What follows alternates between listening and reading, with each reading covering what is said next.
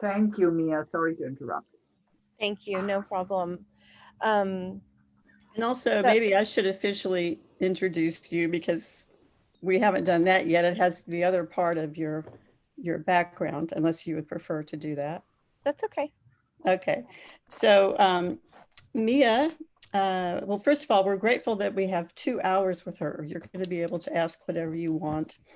She is currently the Wishtoyo Chumash Foundation's administrative assistant, is a member and tribal representative of the Coastal Band of the Chumash Nation, and formal tribal chair. She has served her community with environmental issues that affected our lands and coast.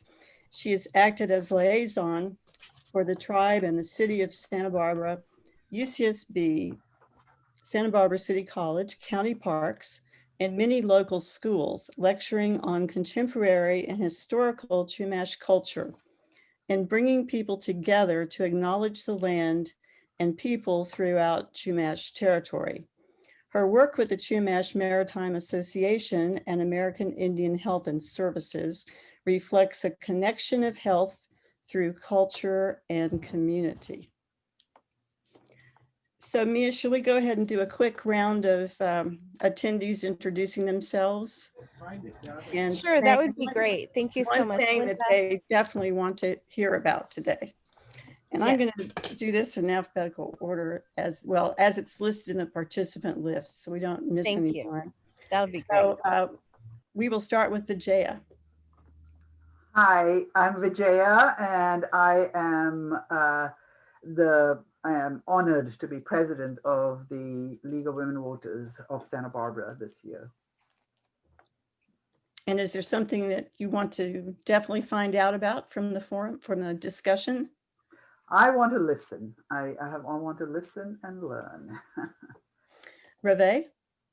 Hi, I'm Reve Moran. I'm the Director of Voter Service for our local league. Very involved with the recent election. And now I'm getting involved in other things, and I'm here again to learn, just like Vijaya said. Joanie? Hi, I'm Joanie Jones, and my husband Colin is here too. And we're both members of the League of Women Voters, and also Colin is very interested in energy and has been involved in that area. And I have been on the board for quite a few years. Right now, I am doing the more of the administrative work and database and trying to get to know our membership again as new members join. So I'm happy to see a few of us the new members and longtime members. I'm glad to be here, and Mia, always to learn new things is one of my lifelong goals.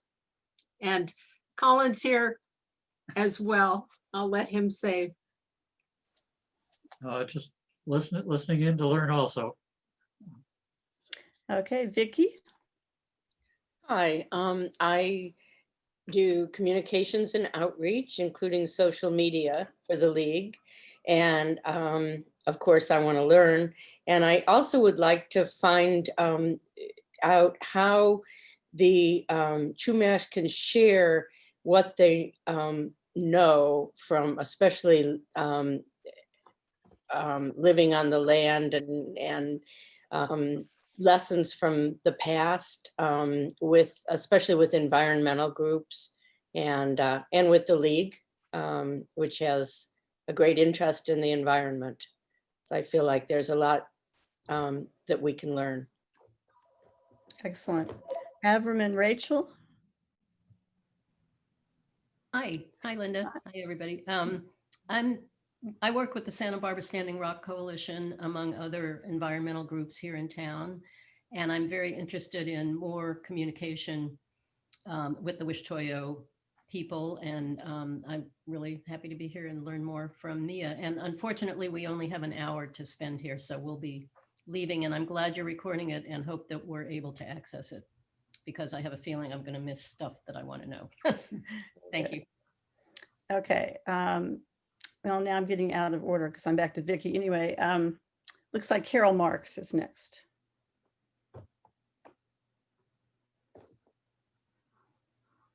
She may be away at the moment. No, I was There you muted, are. sorry. Yes. I have been inactive lately because of my own health, but I've been working on healthcare reform for the League for a long time, and I'm still active with Healthcare for All, and we're understanding how we have to develop relationships and coalitions with the other groups of Americans to be able to help make things happen. So understanding more about our Chumash in our region would, I think, be very helpful to our future work. So I'm interested in listening and learning, yes.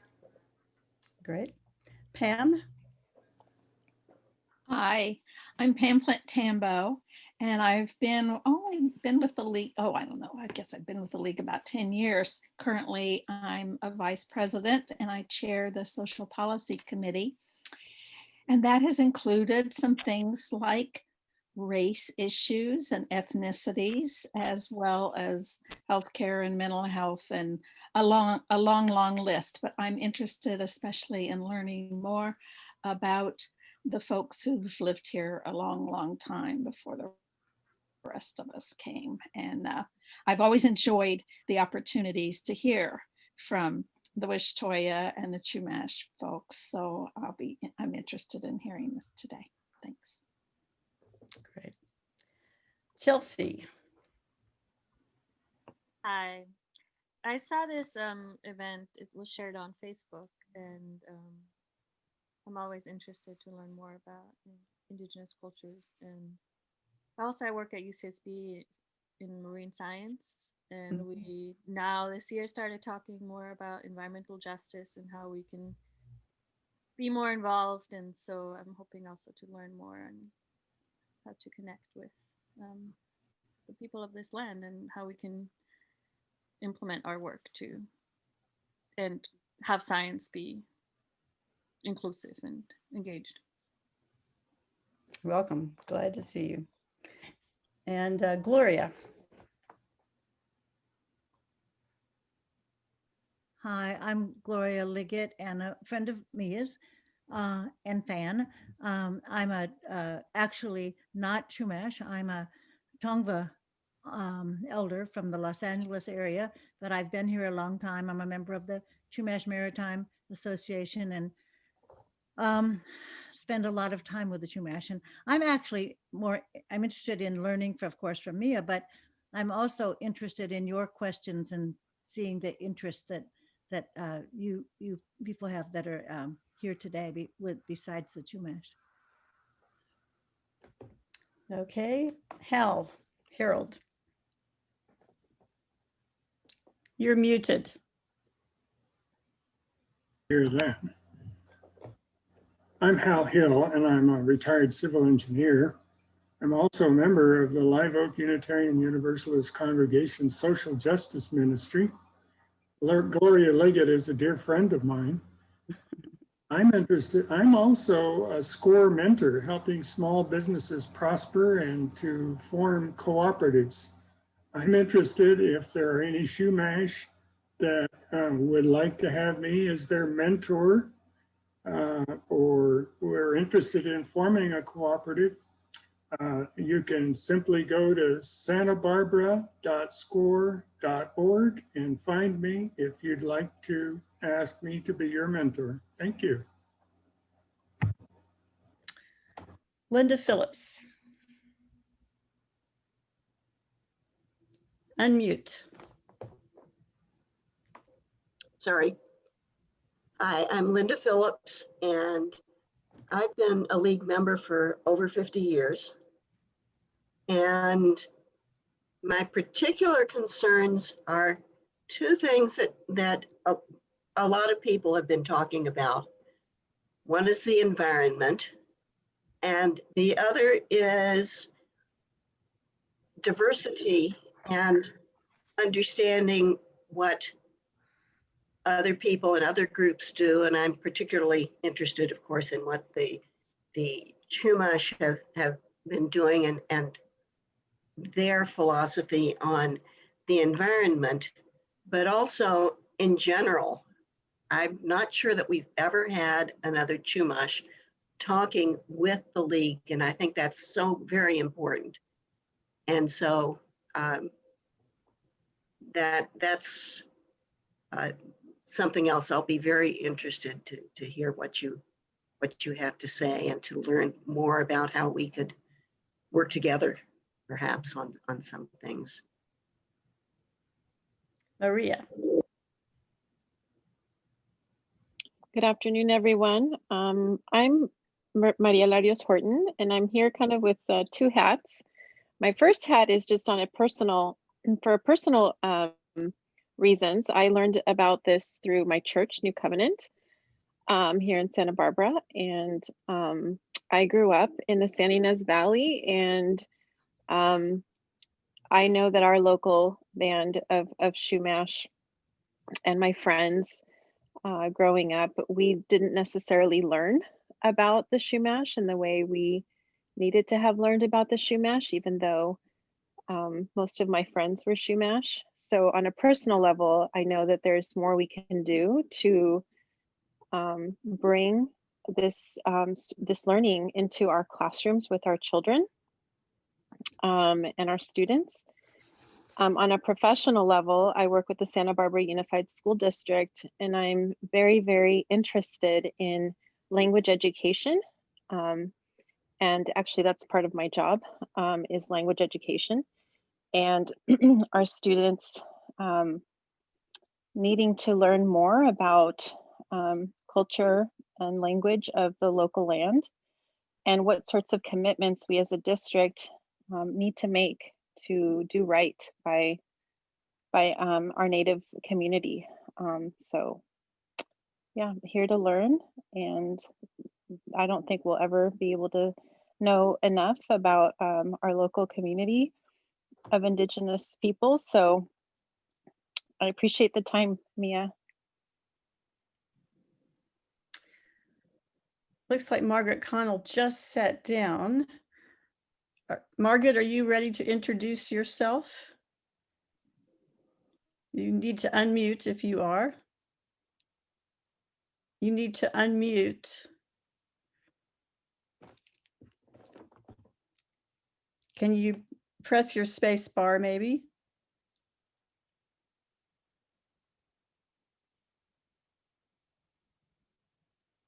Okay, unmute. There you are. All right. We're introducing ourselves and saying what, if there's a particular type of information that you're hoping to get today about Chumash. Well, I've been reading a number of things about Native Americans over the last year. I've been confined to my house, as many of us have. And this seemed an opportunity to become more familiar with some of our Native Americans locally. So I actually didn't know about this meeting until I happened upon it a few minutes ago. So I just thought, oh, yes, I want to get on that. Welcome, just in time. Okay, Marilynn Brewer. Hello, I'm a relatively new member of the League of Women Voters here because I just moved back to Santa Barbara last year, confined to my house most of the time since I came back. But before that, I did, one of the first things I did as a moving in was to go to one of the League's community forums. And that made me very much interested in becoming a member and eventually getting more active in League activities. But I've come back after spending almost 20 years living in Australia, where many of the issues and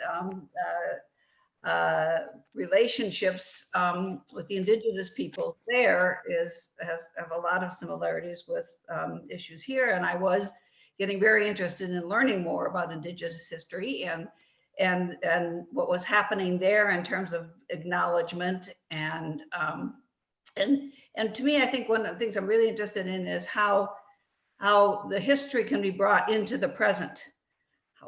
How we can make both the culture and knowledge that we have from Indigenous cultures be relevant into our current issues. And of course, the environment is one of the big ones, but I'm sure there are many other cultural aspects that are very relevant to our needs today. So bringing the past into the present is, I guess, what I'm interested in, and really appreciate this opportunity, Mia.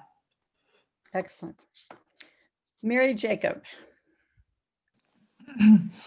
Hi, I'm Mary Jacob. I'm a relatively new member of the League also, and I'm here to learn. I'm particularly interested in Chumash agricultural practices and seed saving and exchange, because I think they would have a lot to teach us at the present moment as we try to create a more resilient local food system. And I think the agricultural practices interest me also. I think the environmental dimensions of that probably relate to regenerative agriculture and how the Chumash have managed the landscape. I think there would be a lot for us to learn there. Martha.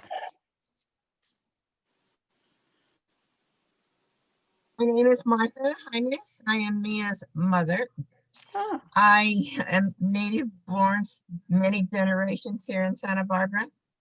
And what a nice meeting to be in attendance to you ladies. This is great. I'm so pleased to be here. Thank you for coming. Sarah. Hi, I'm Sarah Mayani, and I have a month-old baby. I'm a little sleep deprived, but happy to be reemerging a little bit. And that's not her, by the way. Oh, that's my 6-year-old, and yeah, I've got my baby's asleep on my lap right now. So I may not be able to stay the duration, but I'm very interested to learn and listen and appreciate the opportunity. And thank you for putting this all together, Linda, and thank you, Mia. Thanks for coming.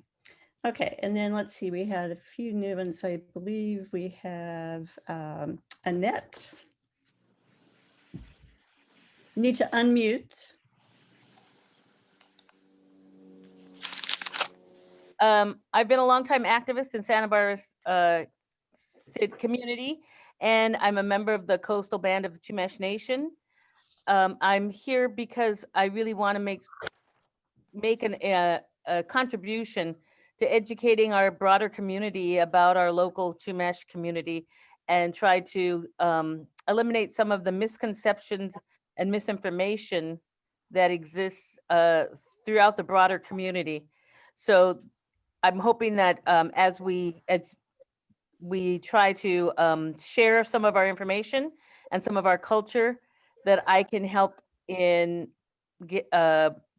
broadening people's understanding. So, and then also to get some information for myself in terms of what people's thoughts are about our community.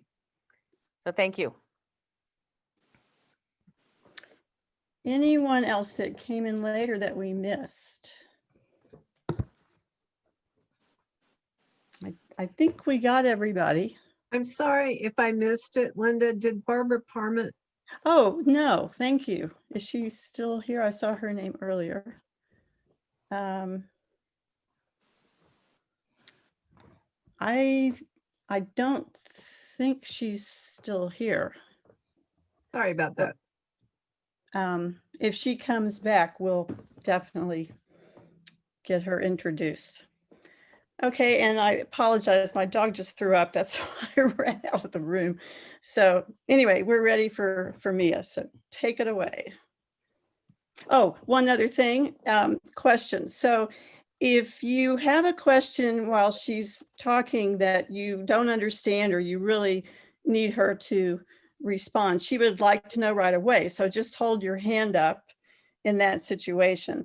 Otherwise, if you have a question that can be addressed at the end of a section, then just type it in the comment, the chat area, or you can raise your hand at the end of the session. Go ahead. Thank you so much, Linda. Thank you so much, everybody, for indulging us and introducing yourself. I really wanted today's discussion to be a conversation. I feel as though in doing this, we're not just giving information.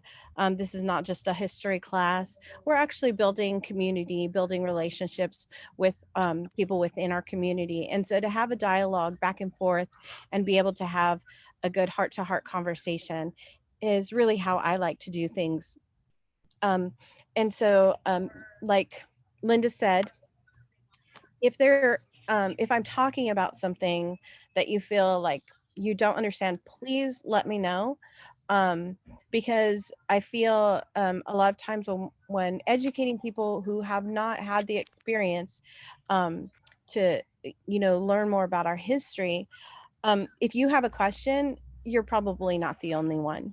I kind of live my life with the knowledge that for every opportunity that I get to have a voice for our people, there are 10 other people that do not have that opportunity to have that voice.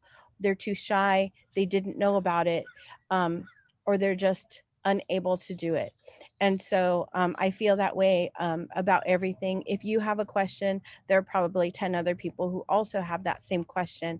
And so let's bring it to the forefront and answer it for those who didn't have that opportunity to ask it. So I was going to say a little bit about myself. I'll just go back to that. I have lived in Santa Barbara my entire life.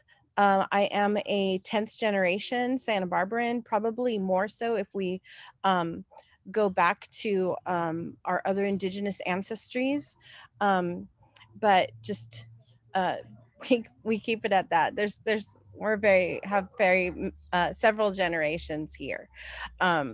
My ancestral Chumash villages are Siokstun, again, which is at the heart of Santa Barbara on the coast between the Santa Barbara Wharf and encompasses some of Santa Barbara City College, and Swahil, which is on our island of Limu, which is Santa Cruz Island now. And so, those are just two of my ancestral Chumash villages. I am also Ohlone, up from the San Francisco Peninsula, Bay Miwok, Cochimi, Huachichil, and Nahuatl, also from Mexico.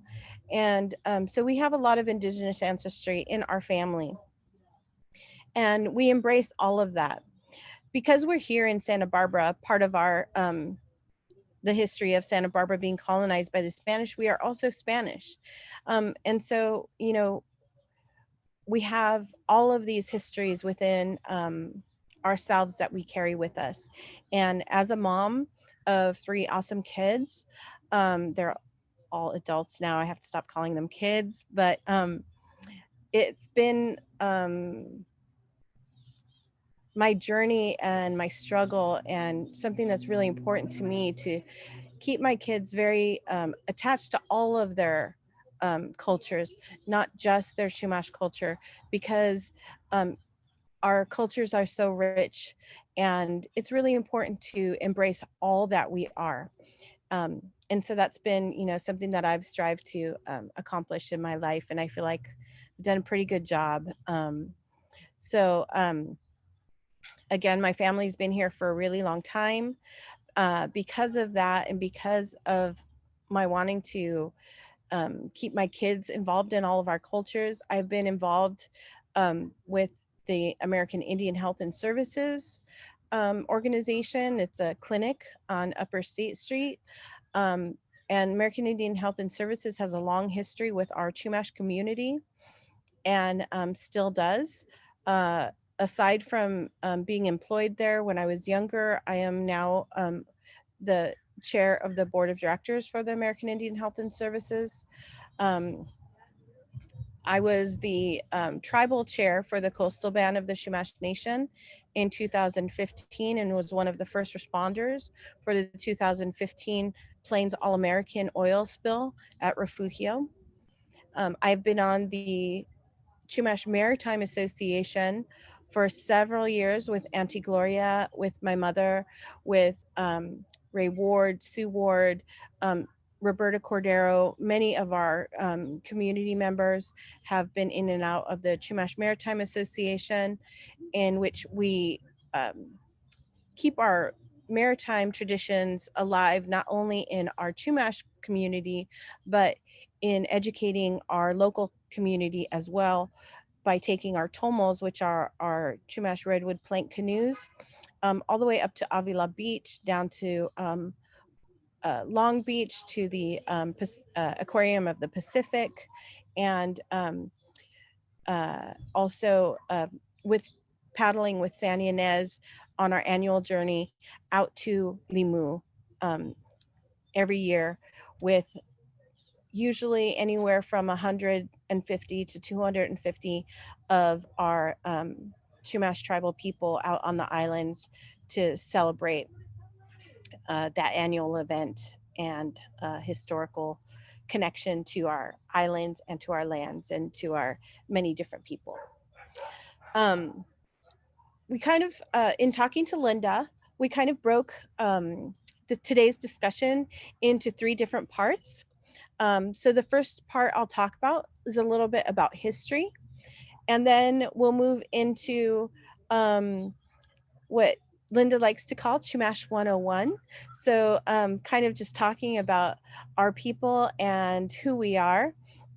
And then we will move into, I guess you can say, racism in Santa Barbara, or more about actually the erasure or invisibility of our culture and community and history in Santa Barbara is really what it's more like. I kind of explained a little bit to Linda earlier that it's hard to say that we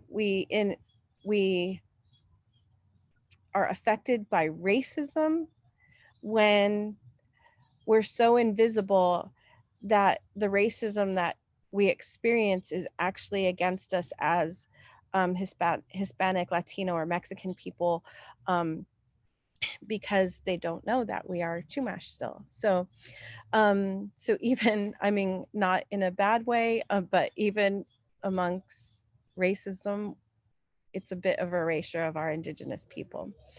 After that, the end, we will talk about different ways that you can partner with us, contribute your voices, and use your privilege and power in your departments to help make change in this city and in many different places.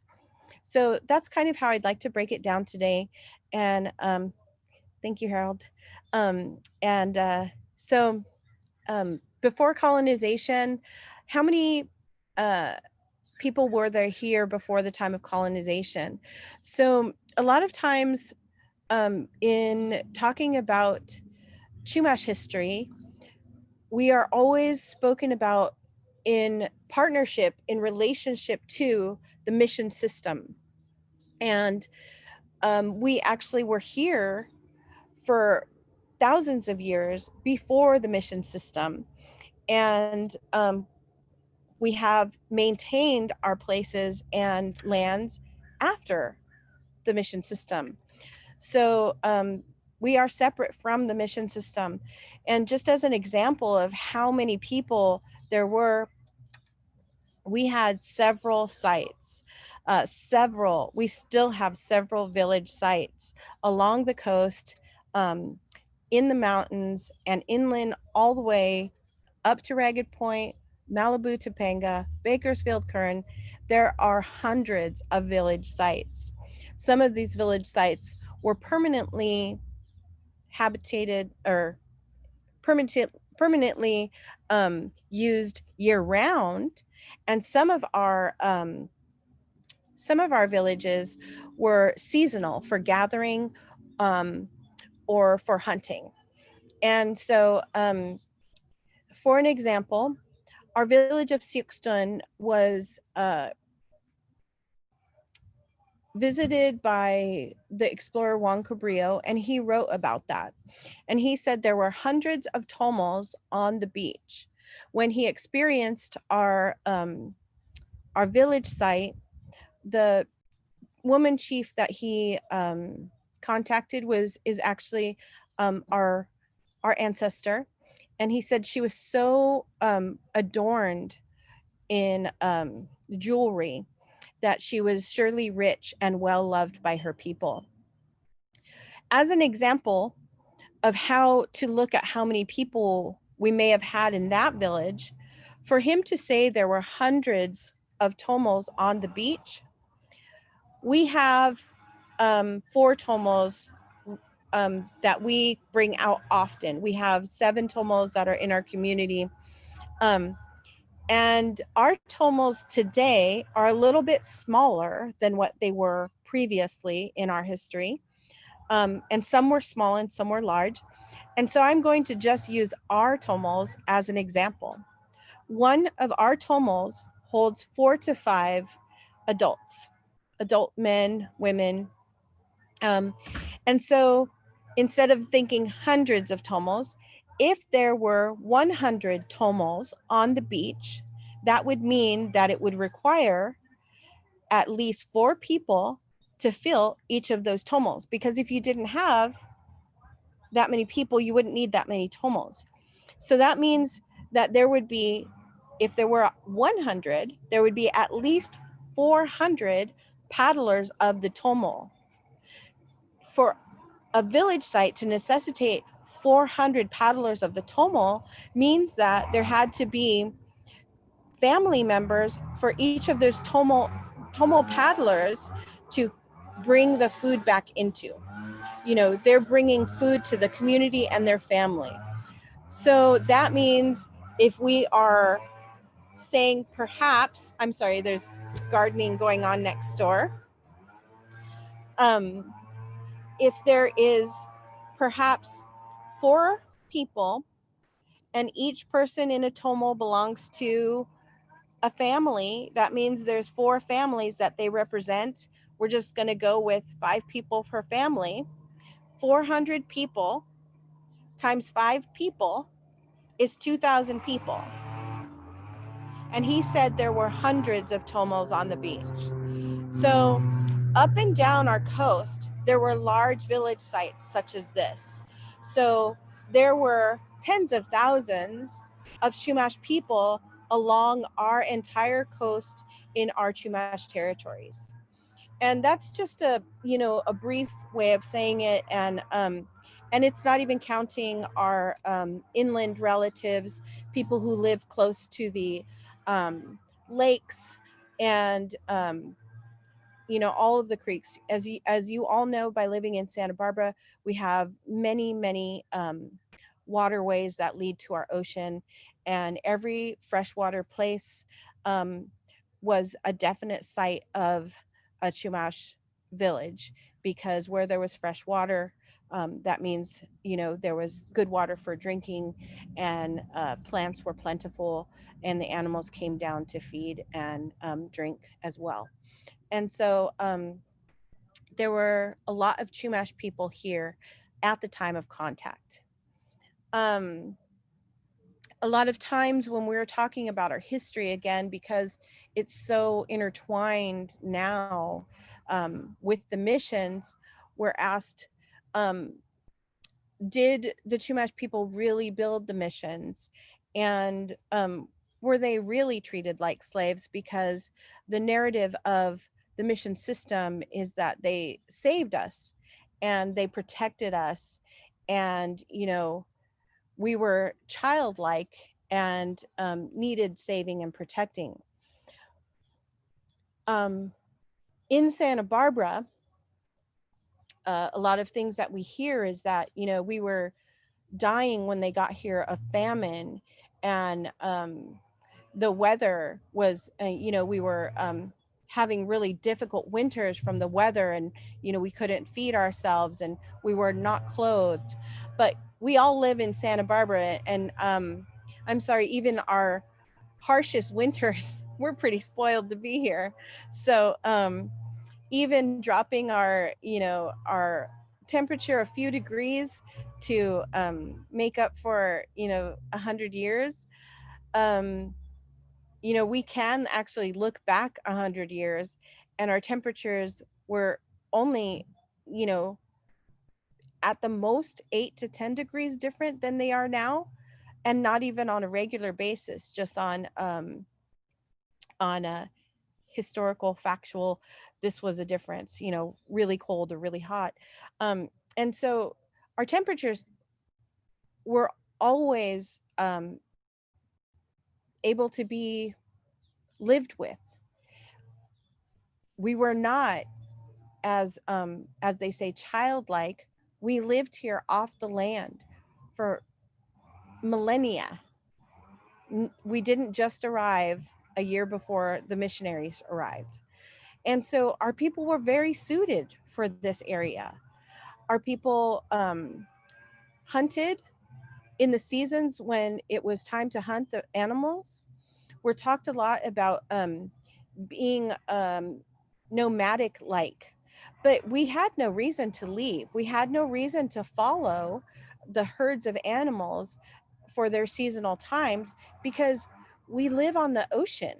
We have an abundance of food in the ocean. There was no reason for us to be nomadic. So we did have village sites that were seasonal, where we would gather acorns, islay, are different plants that grew at different times, rainy season, dry seasons. And so we did have seasonal village sites that were only temporarily used, but our main village sites were all stationary sites that were inhabited year round.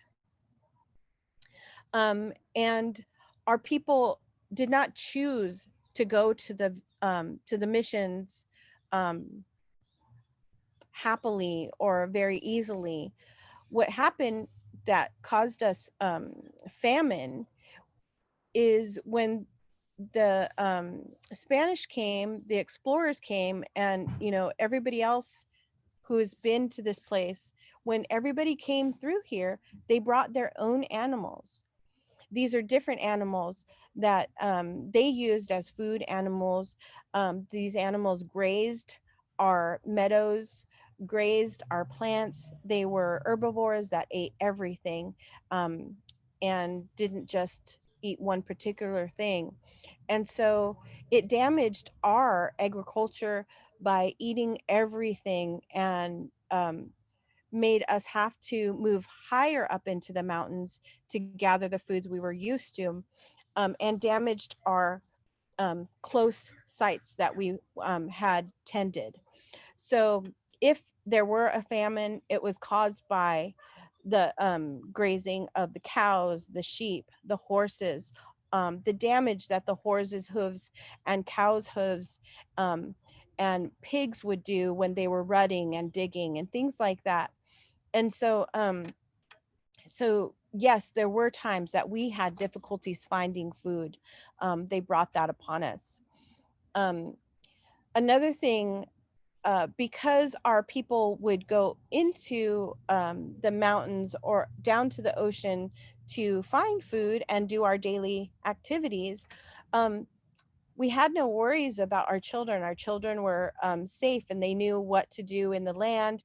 They would come with us or be in their places.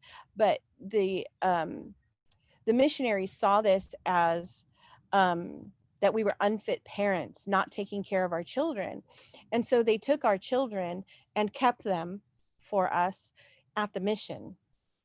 I can tell you, if somebody came and took my children when I was at work, because they stayed at home for a day, I would definitely go to that place to be with my children. And if they told me that I couldn't take my children and that I could either stay or go without them, I would willingly stay with my children. And if I stayed with my children, pretty soon my husband would also come to find us. And given the choice of you stay here with them or you leave without them, would more than likely stay with us. And so you can see how that can be construed as they wanted to stay. We were treated like slaves. We were fed only what they saw as was different that we ate, which was our acorn mush. And of course, you know, when you read about us, they talk a lot about, you know, acorn is the main staple of the Chumash diet. Well, yeah, I think if you think about your diet, you do have a main staple, something that you really like. Rice, potatoes, some vegetable that you're like, that's great. It's really healthy. Maybe kale for the salad. Like, that's really healthy. I'm going to have that for all of my meals. For most of my meals, it becomes a staple to your family and to your diet. It was not the only thing we ate. And is in no way is anything when it's singled out and now you're only eating that. In no way is that ever a well-balanced meal.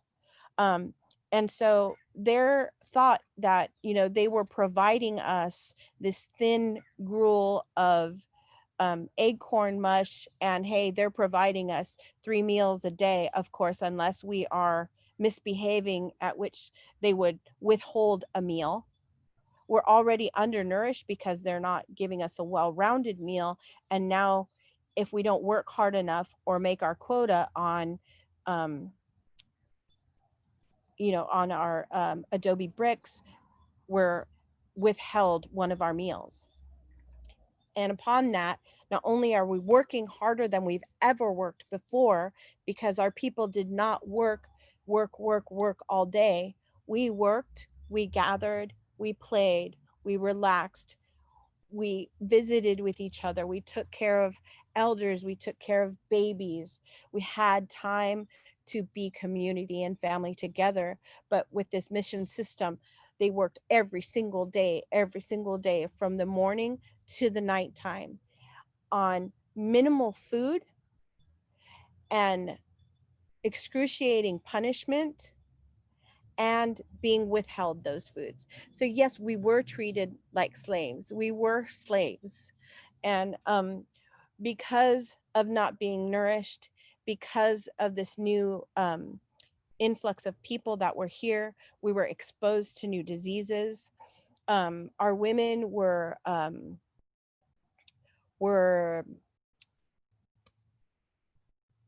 mistreated by the men and given diseases such as syphilis, which impacted births, which impacted their husbands and their communities. And so diseases like that were spread as well, which we had no medicines against because they weren't diseases that we had had before. And so a lot of our people died because of malnutrition. They died because they were beaten. They died because of diseases. At that time, the babies that were born living in malnourished conditions with their malnourished parents. Women were not healthy during pregnancies. Many babies died. And a lot of people who don't know our history find passages such as that, and this is interesting because it was in one of the journals, that the women would kill their babies after they had them to keep their bodies beautiful for the soldiers. And this was something that my cousin and I read about in one of the journals that we felt was so, it was just so hurtful, so hard to read about our people. Number one, our people, some people did have to some of our babies died because they were not healthy babies. But also, as a parent, they didn't want their babies to live in those conditions when they were being treated so badly and harshly. But to think that we killed our babies to keep our bodies beautiful, we've already had that baby. Our body has already carried that through. So how is that even possible? What was the thinking when that person wrote that? And when our women were being used by these soldiers and these people who came through, why would we want to keep ourselves in any condition to be used in that way?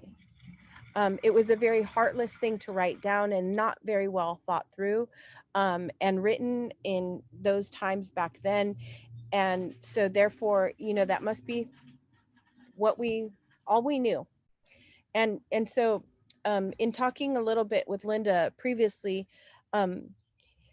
about reading up in history and learning on your own, you have to remember the perspective at which some of these historical books were written from a male point of view, from a male perspective, and also our societies were a matriarchal society. So a lot of the males that wrote about our people only spoke to men in our Chumash communities. Our communities were matriarchal communities, which meant that the women were the knowledge holders. The women were the life bringers to our families. So therefore, if a man was taking history or learning something from another man because he didn't value our women's perspectives or our women, then he was getting an inferior education from somebody who wasn't in the inner circle, right? And was probably only divulging partial of his knowledge.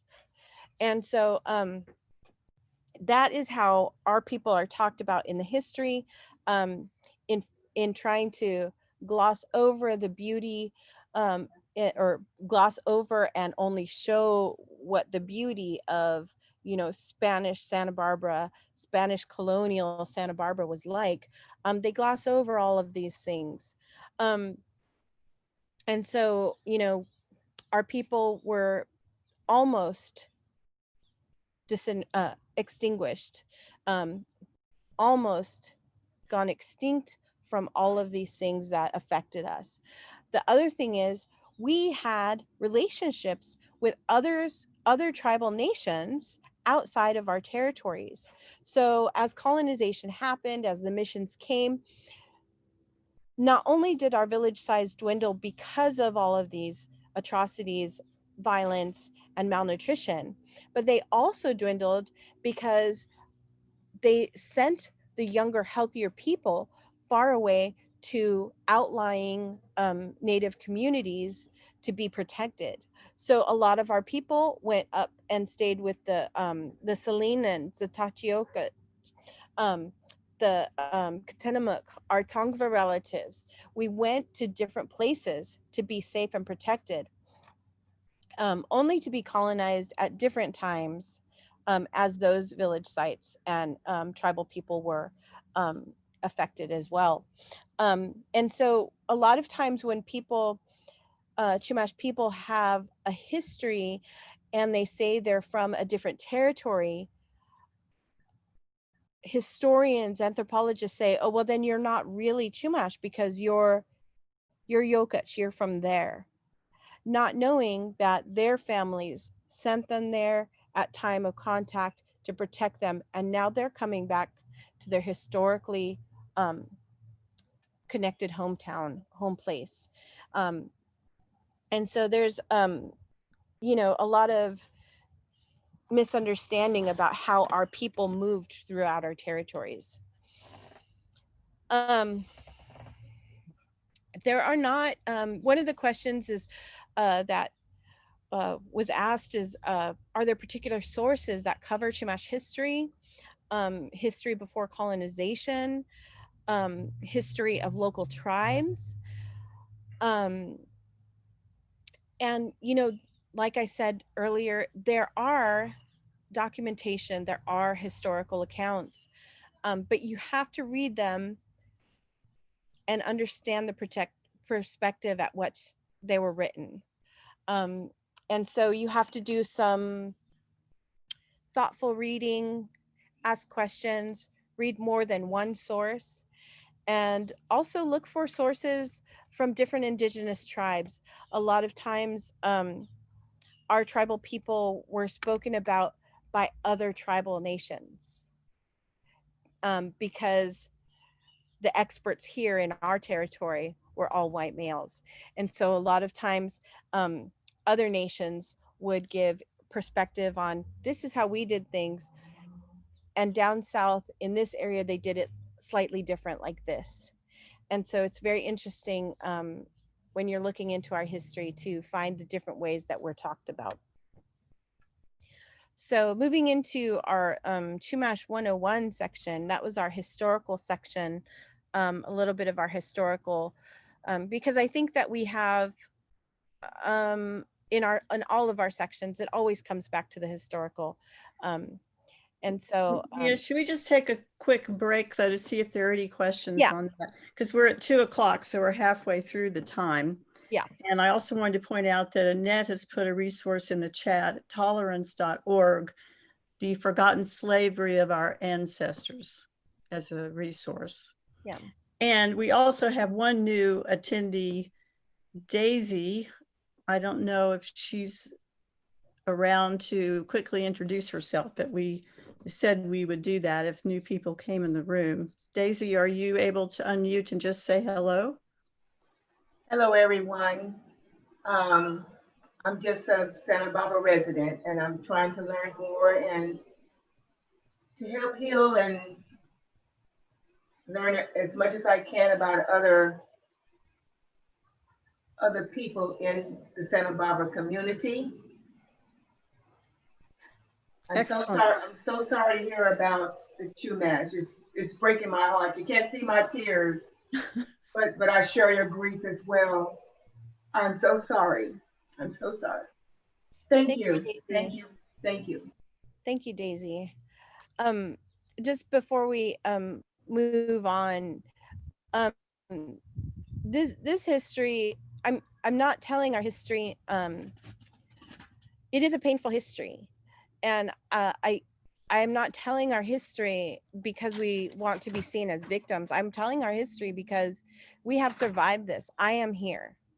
My mother is here. My aunt is here. My children are here. We are here. We are fighters. We are resilient and we are strong. And our culture lives on in spite of our history and in spite of all that is happening. We are resilient people and will continue to be that way. And I thank all of our ancestors who have gone through that time and either chosen to do their best to live in a harmonious way with the mission system, or who ran away to save themselves. Because of those acts, some people say it's an act of cowardice that they ran away. I say it's an act of bravery to run away because they understood and they had to make a really huge sacrifice to leave their families and the people that they knew and the land that they knew to save themselves so that we could be here today. And also for those who did assimilate into the mission and assimilate into the communities and became Spanish, became Mexican so that they could survive. Thank you to them as well for doing what they needed to do so that we could thrive and be here today to be able to talk about this history. And, you know, all of our people have gone through some kind of hardship in our historical lives. And we are all of us, every single one of us, no matter where you're from, have experienced that trauma and that historical damage at one point or another by another entity. And we are all here and survivors. And that's what I want to, that's what I want this to end up as. Not a remembrance of the difficult history, but knowledge of the history and a remembrance of our strength and resilience and how we overcame all of that. So thank you, Daisy, for your words. Thank you for your empathy, and I appreciate you joining us and being here with us today. So does anybody else have any questions? If you have any questions or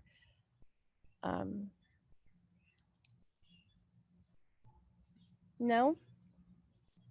Margaret, did you have a question? You're muted, Margaret. Do you want to press the space bar?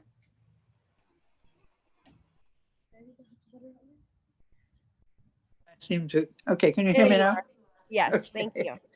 Well, I just wanted, maybe this is a little bit long of a question, but I live near Dos Pueblos High School, and in part of that territory, which is not part of the school, there is a midden.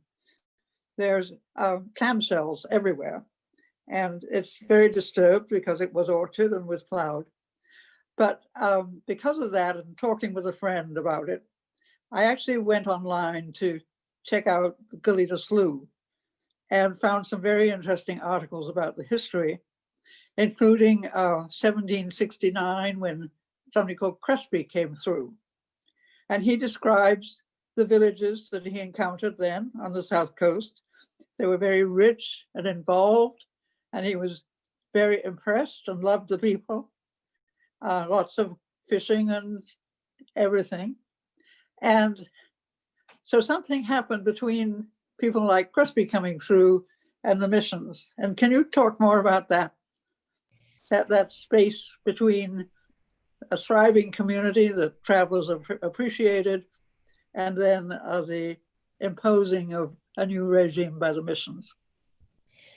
Yeah, thank you so much. So Juan Crespi, the journals of Juan Crespi are one of the journals that I appreciate so much.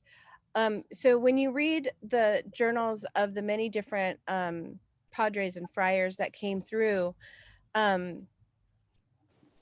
you get many different perspectives. Friar Juan Crespi is one of the perspectives that he actually, not only did he care about the people that he was traveling with, which was small. He was actually just coming through. He wasn't part of the organizing of any of the systems. He was just coming through to document. And so his perspective is one where he could appreciate everything that was here. And he talks very highly of all of the people. Especially, I especially love his descriptions of the slough. I do a lot of discussions at UCSB. And so I love his descriptions of all of our village sites there, and especially of our island there, Hetlo, which was surrounded by water. And in that, he says they threw in their nets. This is the slough that is that you see when you drive over the bridge, and it's just a little trickle between the beach and the airport. But that was a huge place surrounded by water. It was a safe haven for maritime travelers in that area. And he talks about when the people of the area, the people of the island, Hetlo, which means this water, because on that island there was a freshwater spring in the middle of, surrounded by salt water. There was a freshwater spring on that island. They threw their nets in and pulled out bonita from the slough. Now, to throw your nets in and to be able to pull out a net full of bonita, it would have to be very deep, much deeper and much, much bigger than it is now, than we can even imagine by looking at it now. But also, he said how there were at least 1,000 people, 800 to 1,000 people that lived on that center island alone, which now part of that island is the Goleta water district there, the Goleta water sanitation place.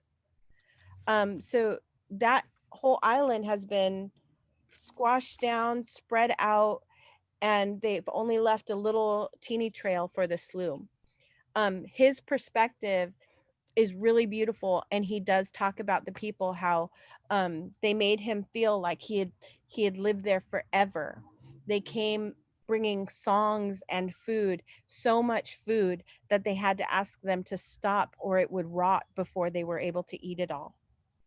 So this is, to me, his words are more descriptive of how our people were than many others who came through and said that we must be heathens when they saw our people sitting with one of our dead chiefs up on a stand, and they said they must be heathens because not one of them was crying over their chief's demise.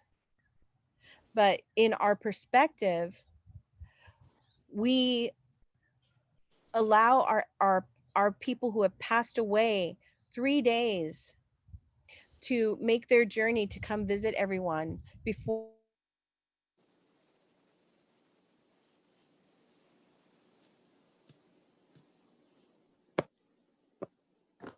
Looks like we just lost Mia for a minute.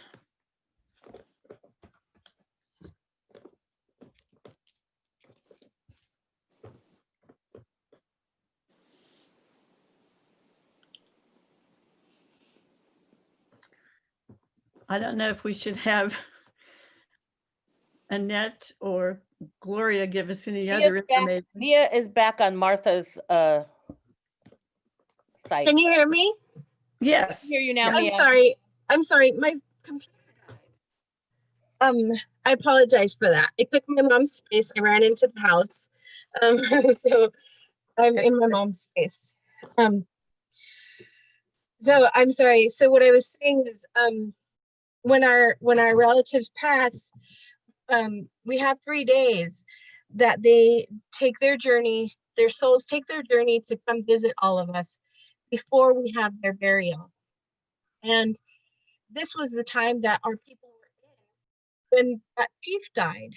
And so it was not the mourning process yet, because in reality, in our belief, he was still here with us.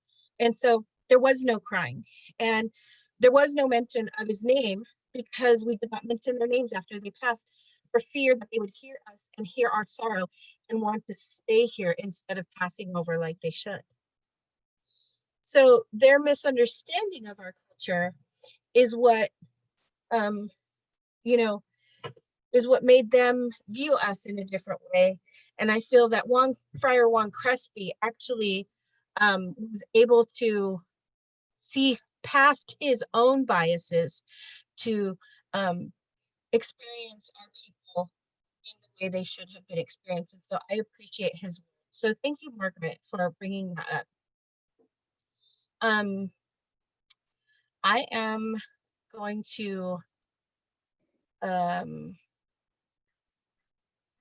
if you can give me just a quick moment, I'm going to try to pull up my notes real quickly here as I'm sitting at my mom's computer. If you don't mind, I apologize.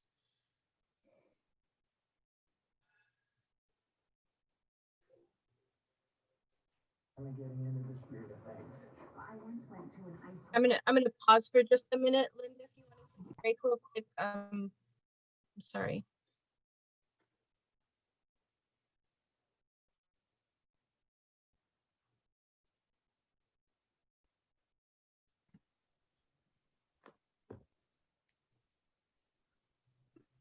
While we're waiting, Annette and Gloria, I'm curious, we had the debate about whether to use the word Hispanic or Latinx, Latino, etc.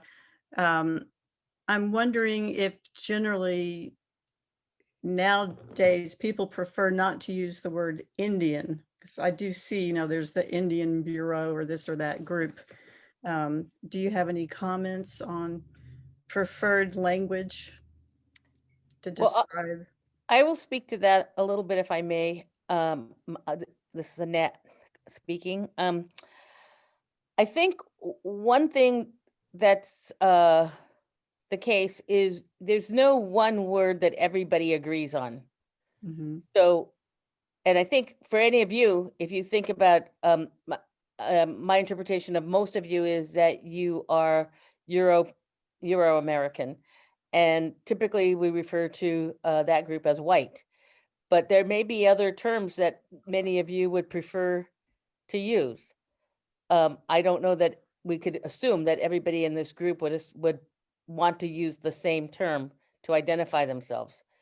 And that's true for Native people as well.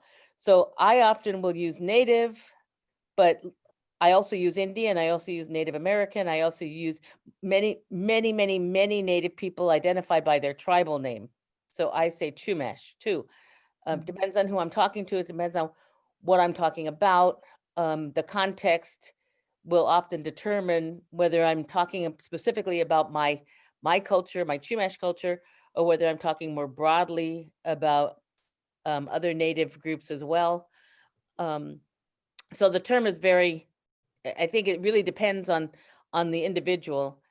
I hate to suggest that there would be one term that everybody would agree on. Just as for the Latinx, Hispanic community, I usually say Latinx, or I am much more specific, I say Mexican or Chicana. So again, I think a lot of people prefer to be as specific as possible about what they consider themselves to be. So I usually use the term Latinx if I am talking about more than just my Mexican American or Mexican heritage, so that I include all the people that might not be from Mexican ancestry, but also identify as Latinx. So it, again, really depends. I would just sort of encourage you to think about how you refer, how people that you would say are the same ethnicity as you are, how those people refer to themselves, and think about that is also how we think about it too. Yeah, I guess the question was whether there's anything that is hurtful about the use of the word Indian.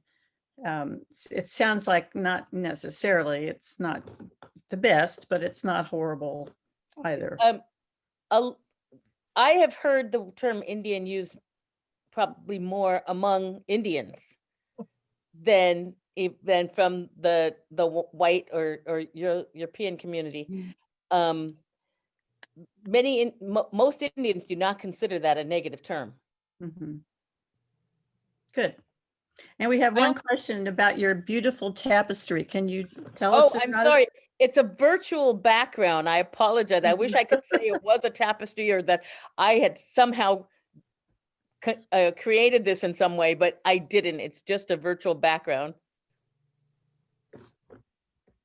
This is Daisy. Daisy, go ahead. So Annette, Mia was speaking earlier about Native Americans being erased or from the community here, and my honesty here is that I don't know of any Native Americans, and that's probably because they're using Latina Mexican heritage names, or that's how they identify. I don't know of any business that is Native American. I wouldn't know because, like I said, they're Latinas, they're classified as Mexicans, and the documents I see, even on the health for the COVID, I don't see any Native Americans on there. I see Latinas or whatever you want to call them, but so that's an erasure of your community as well. So I don't know if you give a thought to that, or maybe I'm wrong. Maybe my perspective is. If you're talking about COVID statistics, they do keep a track of Native Americans for the county. Yeah. Okay, but it's very, very small, isn't it? Yes. Because most of it's going to go like Latinas are Mexican, right? Well, So so that comes from a lot of how people, that's a racist infrastructure thing. I'm sorry, you cut out. Can you say that again, please? I'm sorry, that's part of the racist infrastructure that's built into how questions are asked. People are, if you are a mix, so if I put on a paper, I am Hispanic, and then the next question I mark that I am Native American, I will only be categorized as Hispanic. Got And it. that's part of, that's built into the infrastructure to erase and invisibilize us. Well, it is a racist, isn't it? Yes. Yes, Yes. it Okay. is. Okay. And so in most of the things, kinds of questions are asked at doctor's office. So in consideration of health, we are always less than 1%. It's asked at in the education system. So within the educational system, we are usually less than 1%. And even in government organizations, we are always less than 1%. And so then if you are less than 1%, they just don't even talk about that aspect. Let's talk about the ones that are higher percentages. And so we're not even spoken about, which is part of that erasure of our people. Even in Alaska, those indigenous people were colonized by the Russian people and the Chinese people or Japanese people, and so I know of Alaskan people who are also Russian, who they get categorized the same way as Russian first, indigenous second, or never. And so in all of our places, we are always categorized when we are mixed by those who have colonized us. We are set up to be the colonizer first, and our indigenous selves second or never. And so that is part of, this racist infrastructure. It's built into our system. And so I just wanted to talk a little bit about that as well. That is part of our history, but it's also part of the section that we were calling the Chumash 101. Thank you, Annette, for talking about the different ways that we are designated and call ourselves. And then talking a little bit about how in our Chumash territory, the different Chumash groups, we have many Chumash groups because our territory is so big. We have 6 to 8 different dialects, different languages that we speak. A lot of us are like to be categorized each other, ourselves, either by where we are from or the language we speak. We say Chumash because that's the most recognizable and understanded way of calling ourselves. When we are amongst our language speaking people, we say we are Smuwich, that's the language I speak. In Santa Ynez, they say they are Samala because that is the language they speak. In Ventura, they say they are Mitzcanacan because that is the language they speak. And up in San Luis Obispo, they say that they are Chaktikititihini, which is that language that they speak. The other ways we talk to each other when we're amongst ourselves is we are Alap Siuktun, which I am from Siuktun. So then we, further categorize ourselves by saying where we're from. Alap Siuktun means I am from Siuktun, in the Smuich language. I am also from Swahili, Ayet Swahili. Ayet Swahili means I am from Swahili in the island language, which is different than Alap Sirton, Ayet Swahili.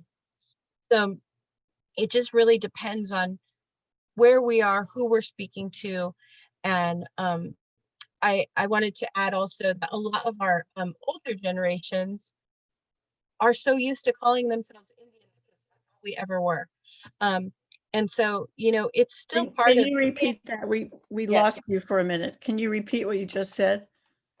Sure. What was the last thing I said? You were talking about a lot of our older generation. Oh, a lot of our older generation call ourselves Indians because that's what we were before. We didn't have any other designation. That's just who we were. And so our older generations call us that. And so our younger people are used to hearing it.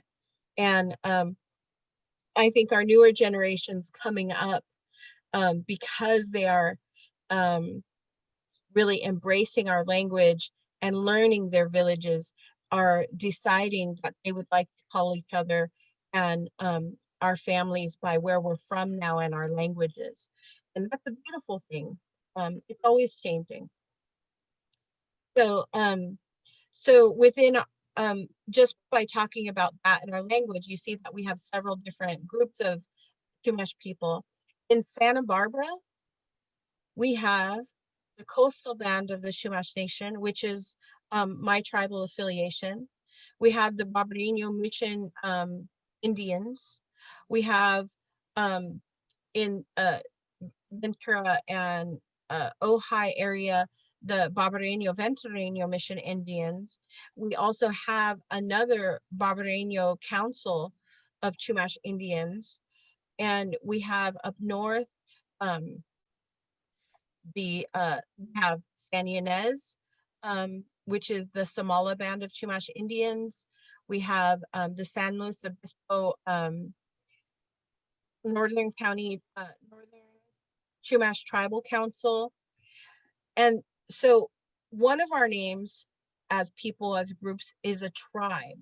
The other ways that we identify are as clans. We have Owl Clan, Swordfish Clan, Bear Clan, Turtle Clan, different clans. Bands, so we are Chumash Tribal Band, and family entities. And so we have a lot of different ways that we are grouped together. The Quabahai Chumash people as well in Santa Barbara. And so we have a lot of different names. Most familiar, we like to call ourselves tribes, bands, clans, or families. And so you can say a lot of times in documentations, I will write our Chumash tribes, clans, bands, and families, because that covers all of us. Yes, Linda. So does that mean that the different tribes would each perhaps have a turtle clan and a bear clan, or not? There would be just one turtle clan in a group of tribes? There may be, I mean, so some of the clans are really big. And so they encompass people in a whole area, but then those people are also part of one tribe or a different tribe with their family clans. So could you have a one big turtle clan that spans beyond Chumash?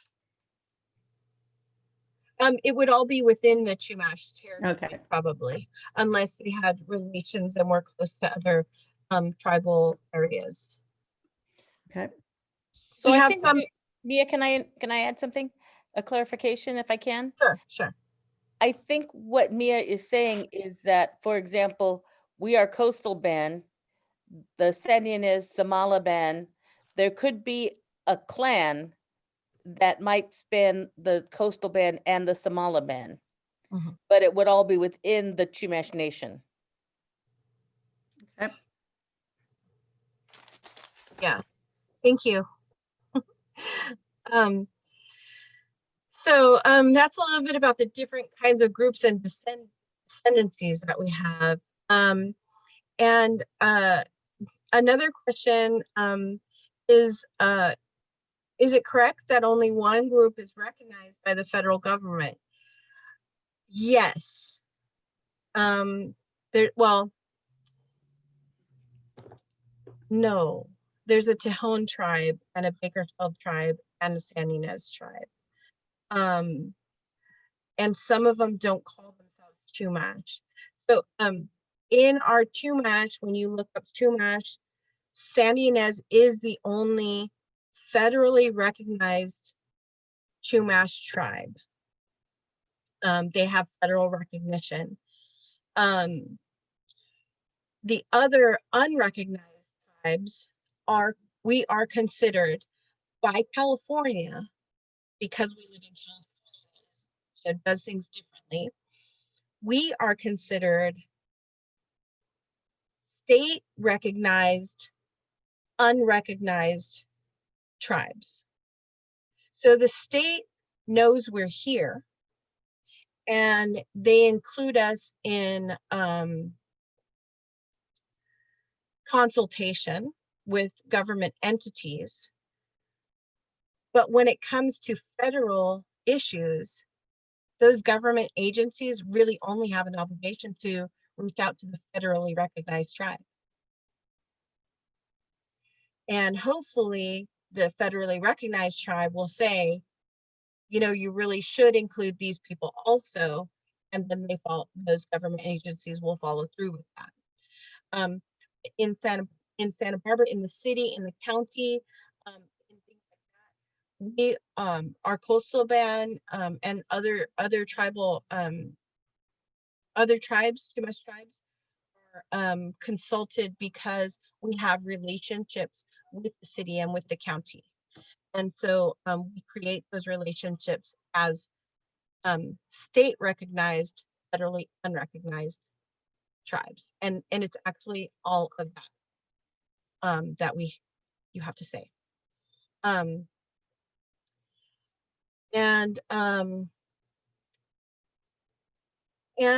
are they the only ones with access to federal resources like land?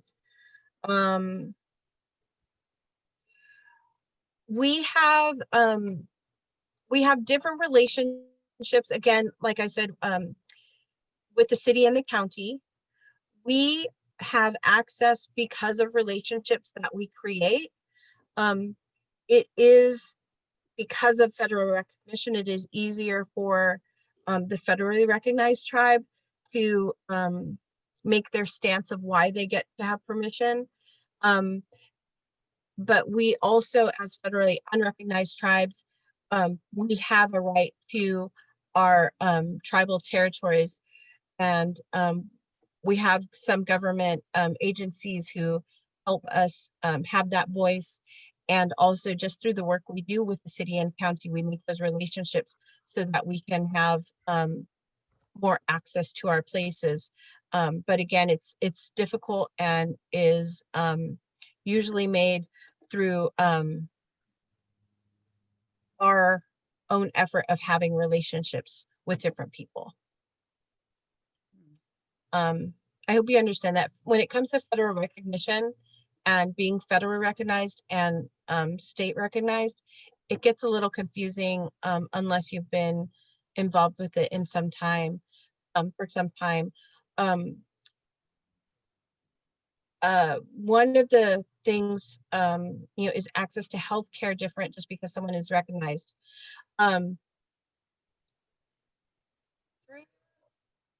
Urban clinics such as American Indian Health and Services, all tribal people have access to healthcare, but you have to belong to a tribe or self-identify and be a part of the community. And so federally recognized tribes usually have a tribal health clinic. So within their reservation, within their territories, they have a tribally run health clinic. In our state recognized areas, so here in Santa Barbara, we have a nonprofit AIH, which is American Indian Health, which is part of the Indian Health Services through the government for urban Indians. And they recognize our coastal band and other tribal people, again, like we are recognized through the city and county. And so we have access to healthcare through them as well. We are known by our relatives at San Ynez and can get care there if we need it. In Santa Barbara, we're fortunate our clinic has everything we need. And so we have a really great clinic here. So a good thing to support them.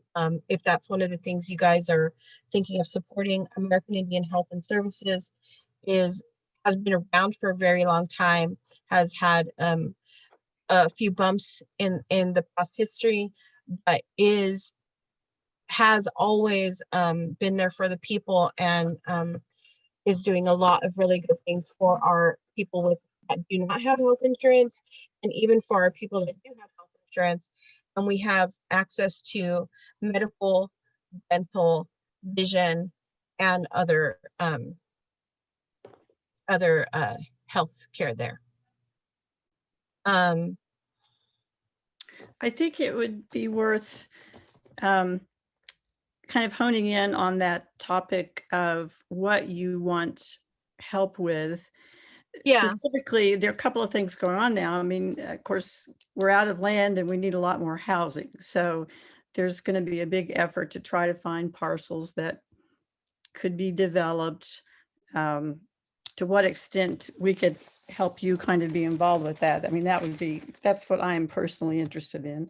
And then right now, we just had a meeting at the county this week where I guess they have met with people from UCSB. They seem to have a group who are advising them, and they're going to do some kind of an asset map of landmarks around the county to see what should be protected and so on. So I'm wondering if you, anybody you know is officially part of that group who are advising the county. Not that I know of yet. I did just have somebody reach out to me. Because there is money involved with that too. They were talking about paying interns to do this cultural asset of the county. Yeah. And that, you know, they need to start with the people that kind of know Right. what's what. Right. And so I think part of how your organization can be allies to our communities is just by seeing things like that. So a lot of times those projects are created, internships are paid for, everybody's hired, and then somebody says, you should have consulted the Native American people. You should have consulted the local tribes. And then they go, oh, we should. So then they have like, like they have these town hall meetings. They have a town hall meeting with all the local people, and they say, oh, well, that would be great if you guys would want to give us your input. And then they put us on these committees and things, and everybody else sitting around the table is paid, and we are there on our own time. And it's like, that's, of course we want to be there, but that is one of the things is like, they don't, they consider, one of the ways one of our relatives from Australia put it is, they want us to do love work. Just because we love it, we'll do it. Free. Because I love the land and it's important to me. Well, if you love it that much, you'll do the work for free. And it's like, well, you're supposedly an environmentalist. Do you do your work for free? You love to build buildings. Do you do that for free? And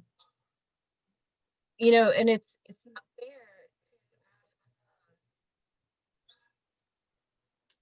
ask us to do that work for free. Do love work like that. So yeah, let's talk a little bit about that. I wanted to, I think that is kind of part of this,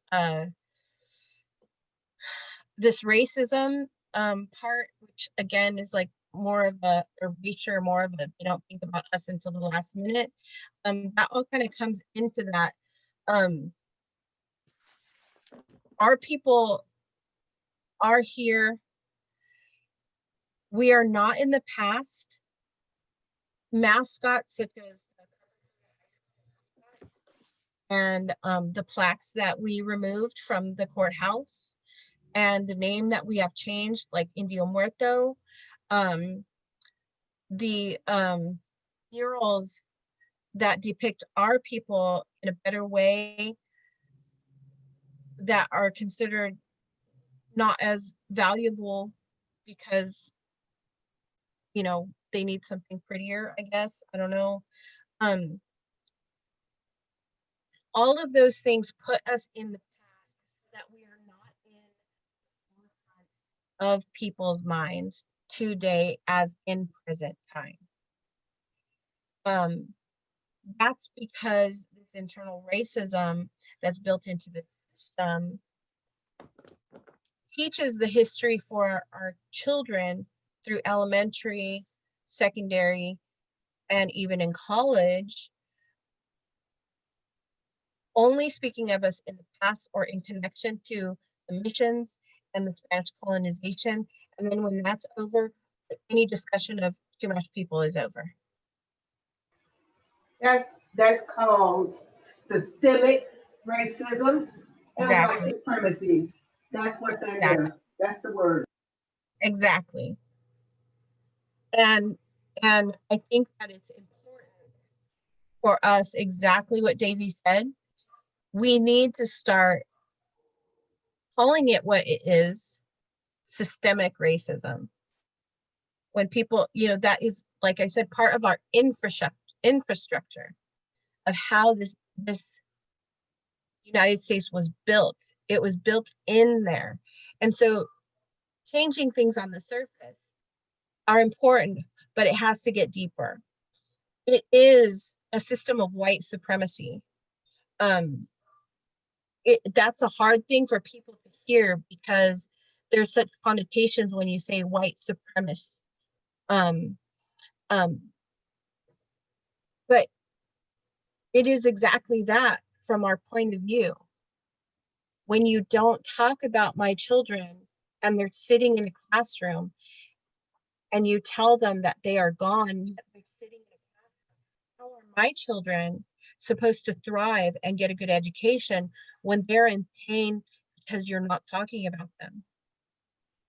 I think we should also at this time acknowledge the comment that Maria put in the chat. She's talking about the schools lacking a coherent framework for studying our local Chumash history in schools K-12. What would you recommend for those in educational institutions to move in the direction of a complete curriculum? I'm astonished that there are still schools who continue to teach mission units in 4th grade using colonizer perspective. Yes, that's a great question. And I would like to ask Annette, my Aunt Annette, to speak to that. Well, most of you probably know that I served for 8.5 years on our local school board. And so this is an issue that's really near and dear to my heart. And even at the time we were trying to address this issue of the mission system, one of the things that Mia mentioned earlier is the fact that the mission system was a very, very, very short period in the history, certainly the history of this area, but also the history of the Chumash. And yet we find that Chumash history is almost exclusively taught around the period of the mission system, which was the sort of the nadir of our history as we see it. And so that's one of the things that we really, really would like to reverse, that we are not taught in the context. It's as if it would be like teaching African American history only the period of slavery, and nothing else that ever happened to the African American people throughout history. And that's what seems to happen to us. And as a result, as Mia also mentioned, it's very often taught as if we were completely eliminated and no longer exist. We are almost exclusively taught in the past tense. I had this experience this semester, with listening in on Zoom to a student's teacher talking about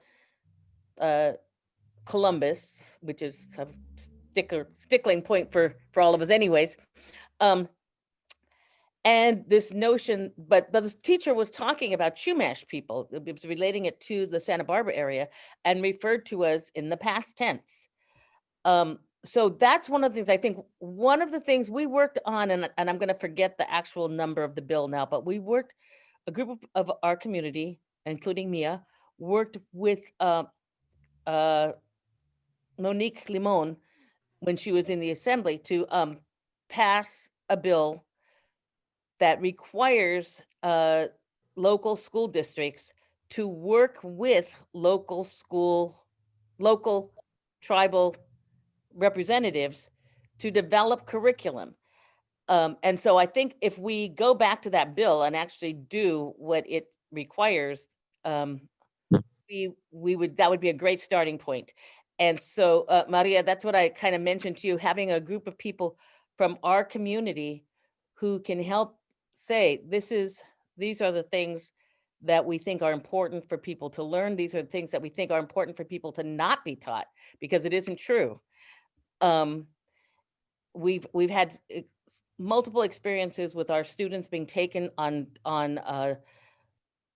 field trips to places like the Lompoc Mission, La Purísima, and being told that people were Chumash representatives when they weren't even Chumash people, and they were engaged in behaviors that were scary to the children and aren't remotely Chumash.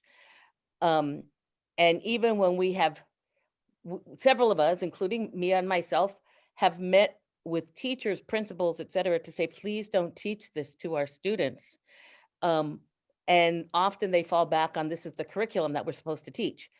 So it's been an ongoing problem that we have been working with for years to try to get our local schools to recognize. One of the things that, for example, Adelante School, our local dual language immersion school, does is they take their students to Wishtoyo, which is a site in Malibu that is a Chumash cultural site, and the people there, they actually, the Chumash people who run the site, teach them about our real culture and show them how we do things, and involve them in some of our ceremonies. And they learn directly from the people, rather than having non-Chumash people teaching them erroneous information about what we do.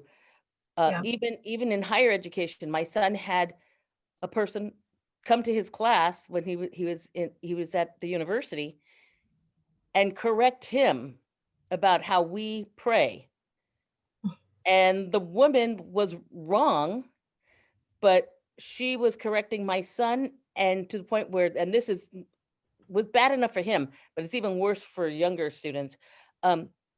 His classmates then sort of harassed him and teased him about the fact that he didn't even know how to pray the correct Chumash way when he was Chumash, and wouldn't accept that she was the one who was doing it wrong. So we have these things go on all the time, and that's one of our biggest issues that we deal with.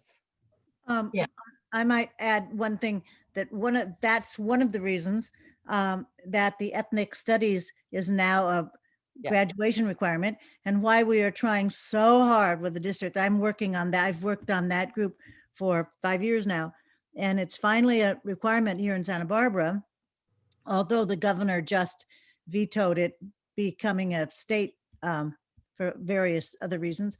But that way, it isn't just the Chumash. Like you said, yes, they start teaching African history when they're slaves. Those Black kids need to learn their history. All the kids need to learn their own histories. And that's exactly what ethnic studies is trying to do, to be able to have an Indigenous studies and taught by Indigenous people, and Black studies, and all of the different ethnic groups. Those kids need to be learning their own histories, their true histories.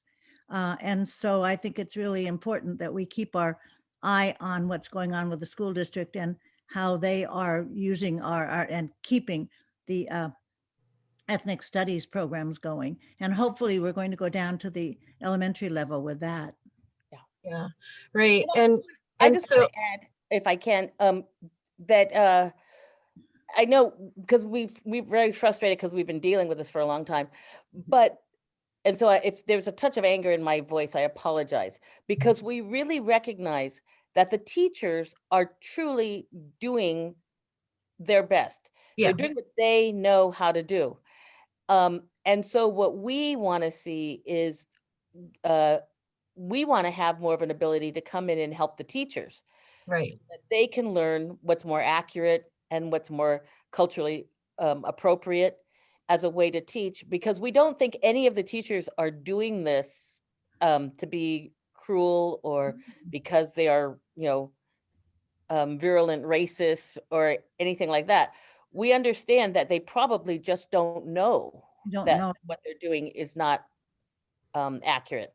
Right. And so that's what we've been hoping for, is that that's why I suggested that we have a group of local tribal members participate in this, because what we want to do is be able to help the teachers, give them a resource so that they know what is the correct thing to do.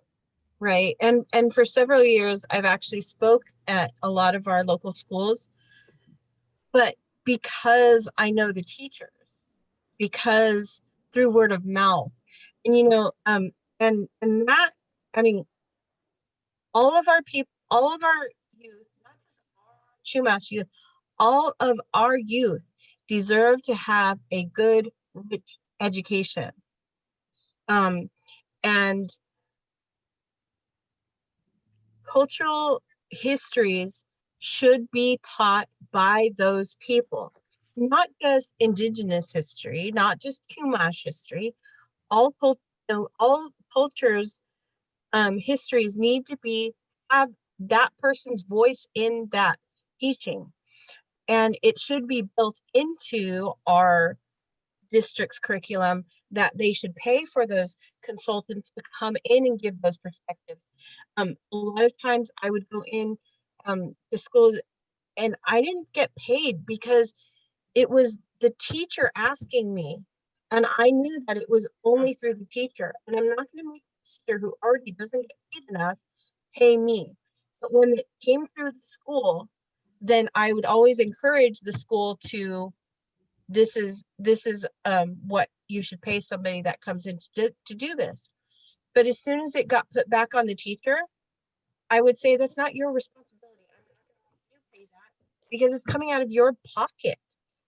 Their responsibility.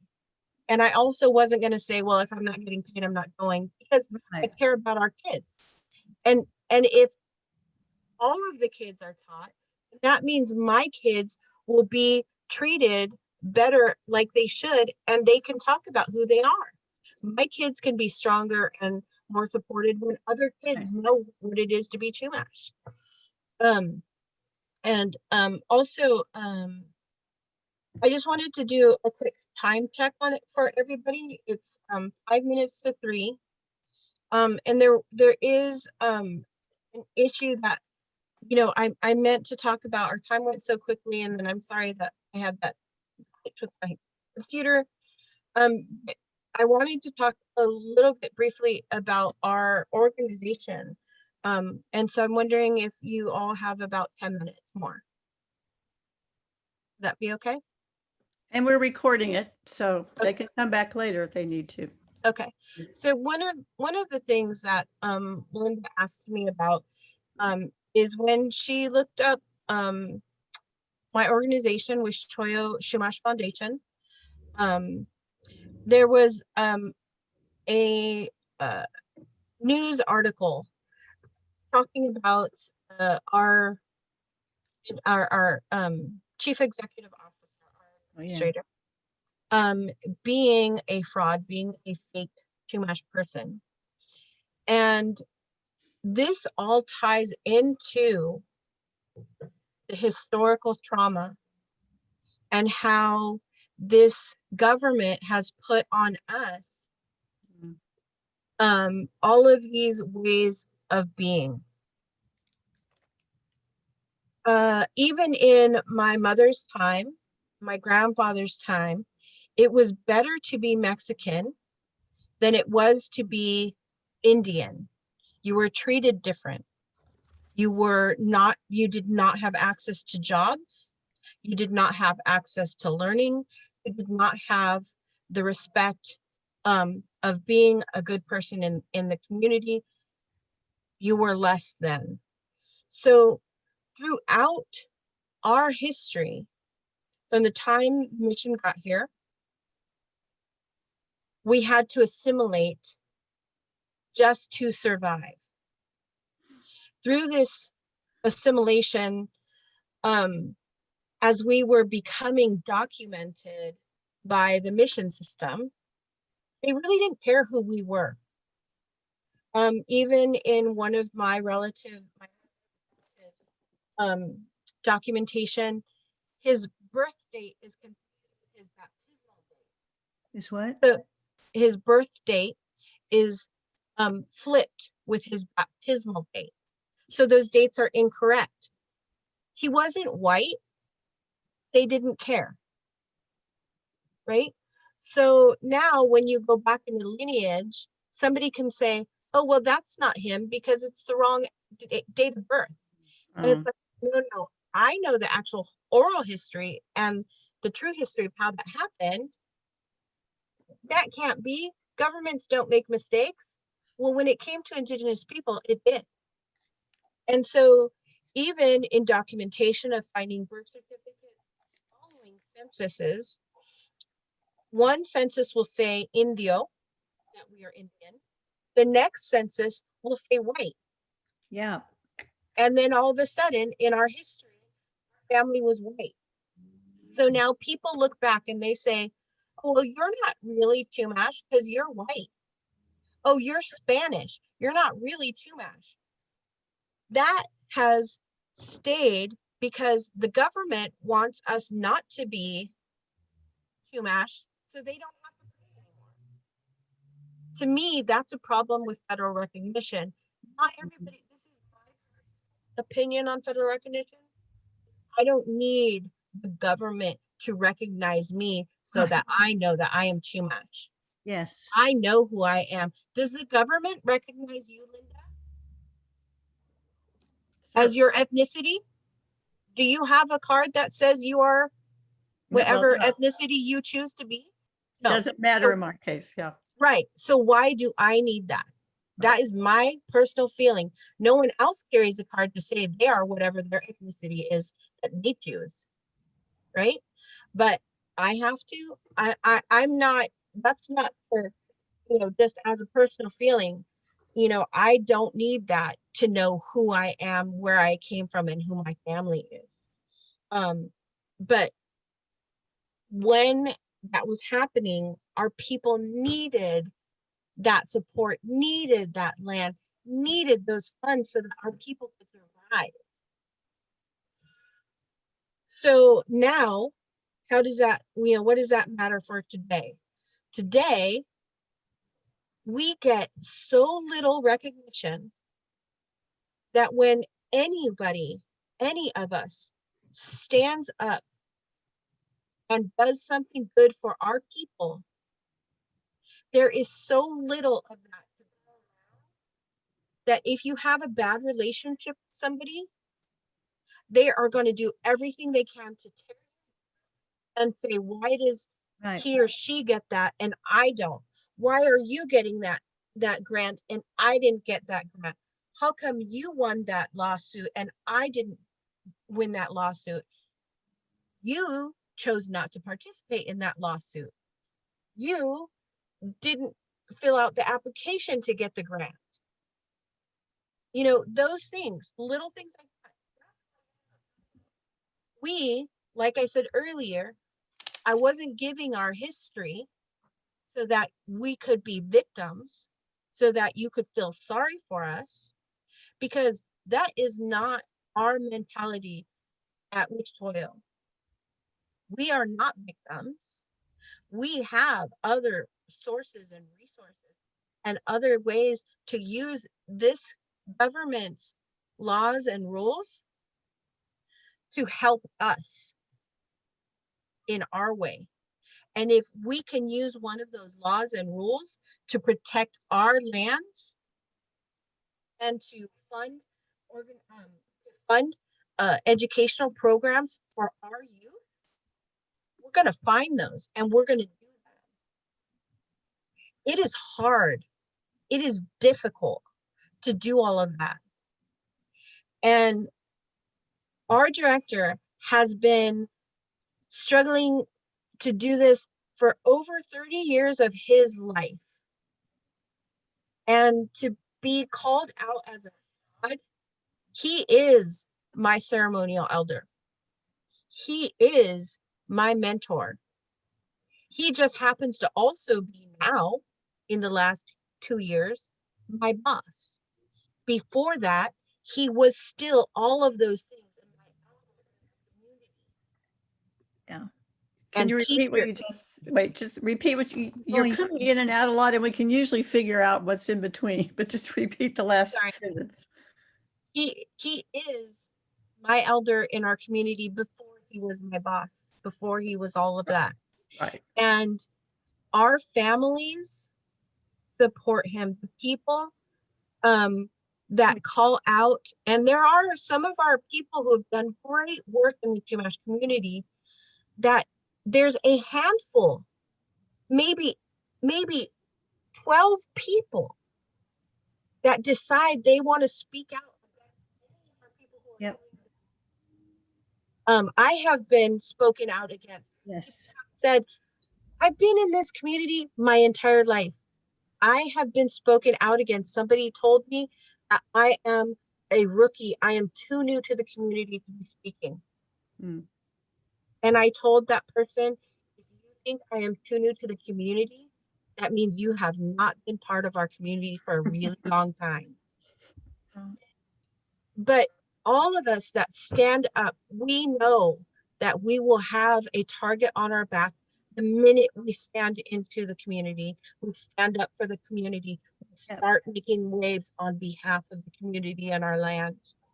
The best way that you can be an ally in those situations is to not get involved in it. And to have your back. Yeah. Is to not listen to it, because these are internal things that were created by us having to fight over the little crumbs of which we get.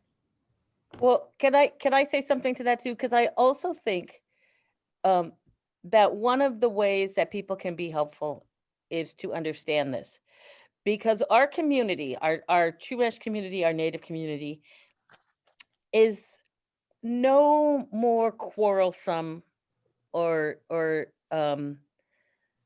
divided than any other community.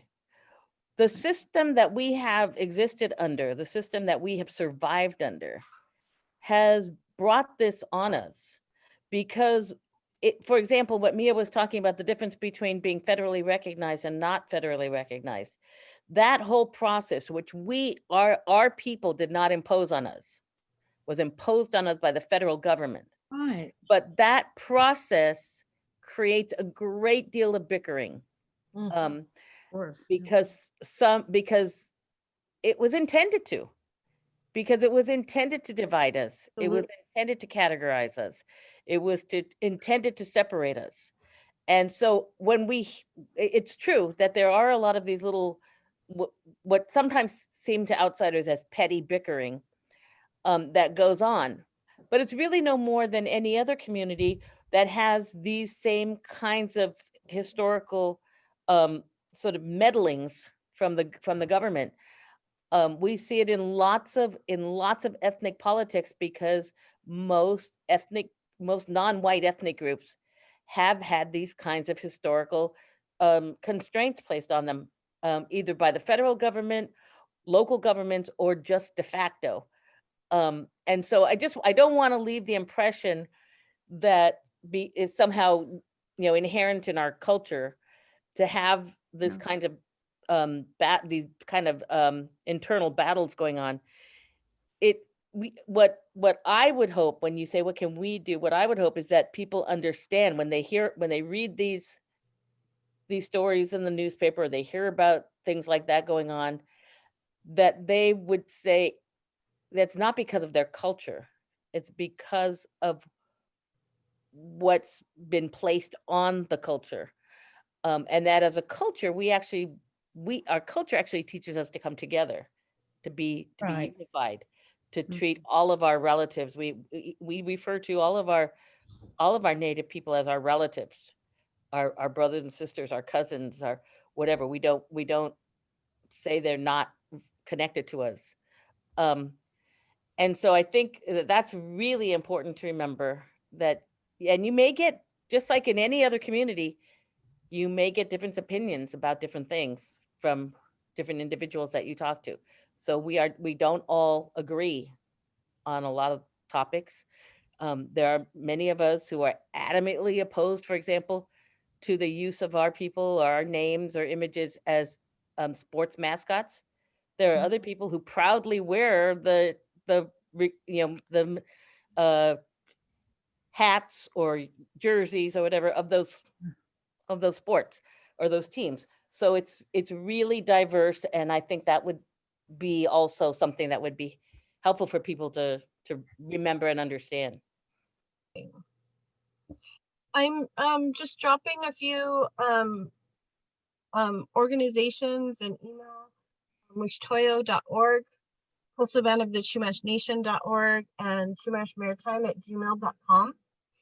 And those are all of the things that I belong to, and that contribute to our community as an organization that Wishtoyo is an organization that is for all Chumash people,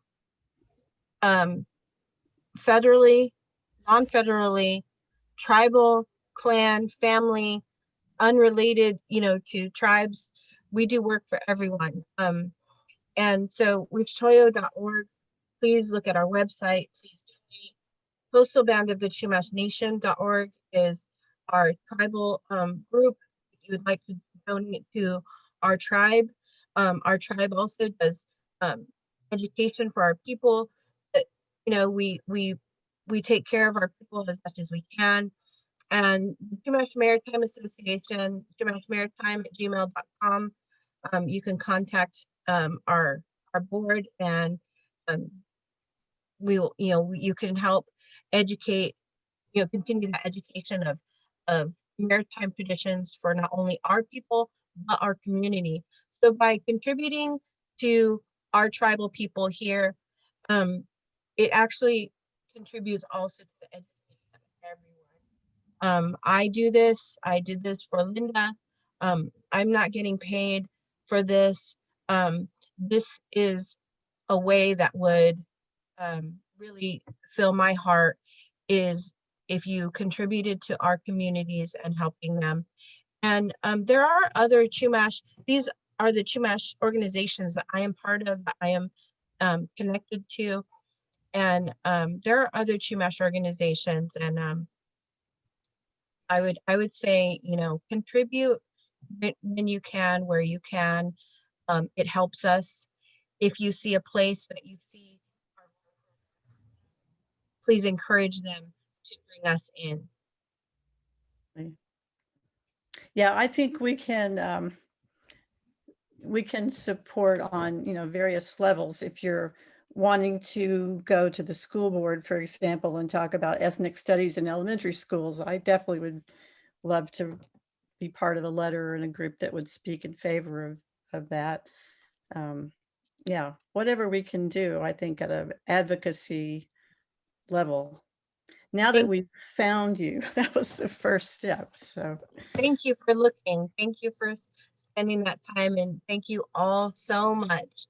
Thank you all so much for being open to hearing our voices and to giving us this platform today. It's really important and we really appreciate it so much.